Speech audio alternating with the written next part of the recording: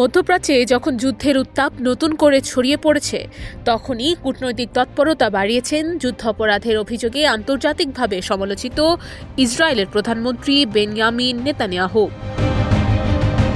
ইরানকে কড়া হুঁশিয়ারি দেওয়ার পর এবার যুক্তরাষ্ট্র সফরে যাচ্ছেন তিনি। লক্ষ্য ডোনাল্ড ট্রাম্পের সঙ্গে বৈঠক। আগামী শনিবার যুক্তরাষ্ট্র সফরে যাচ্ছেন ইসরায়েলের প্রধানমন্ত্রী বেনিয়ামিন নেতানিয়াহু। রয়টার্সকে বিষয়টি নিশ্চিত করেছেন একাধিক ইসরায়েলি কর্মকর্তা।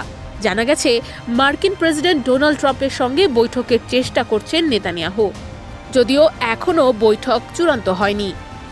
তবে এক ইসরায়েলি কর্মকর্তা জানিয়েছেন, আগামী সোমবার দুই নেতার সাক্ষাৎ হতে পারে। এমন সময় এই সফর হচ্ছে যখন ইরানকে কেন্দ্র করে আবারও উত্তপ্ত হয়ে উঠেছে মধ্যপ্রাচ্য। টানা কয়েকদিন ধরে ইরানে হামলা চালিয়েছে যুক্তরাষ্ট্র। এর জবাবে ইরানও মধ্যপ্রাচ্যে মার্কিন স্বার্থ ও অবকাঠামো লক্ষ্য করে পাল্টা হামলা চালিয়েছে। এর মধ্যেই ইরানকে প্রকাশ্যে কঠোর হুঁশিয়ারি দিয়েছেন নেতানিয়াহু।